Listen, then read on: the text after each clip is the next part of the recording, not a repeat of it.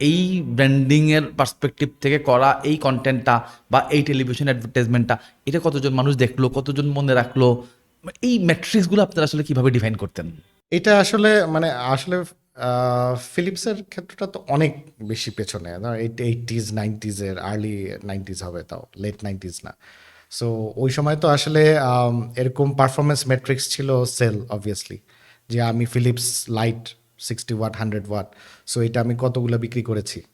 Ultimately বছর শেষে আমি একটা হয়তো ফিগার পেতাম যে না, গত বছর ক্যাম্পেইনগুলো এত টাকা খরচ করার কারণে আমি এতগুলা পেস আমি বিক্রি করতে পেরেছিলাম।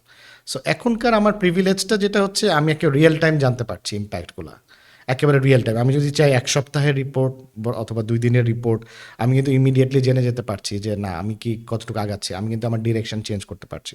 সো আগেরগুলো আসলে হাফ ইয়ারলি আর অ্যানুয়াল বেসড আসলে ক্যালকুলেশন মেট্রিক্সই ছিল, ওইটার উপর বেস করেই আসলে বের করা হতো যে আমি ওইটার ইম্প্যাক্টটা কি হয়েছে।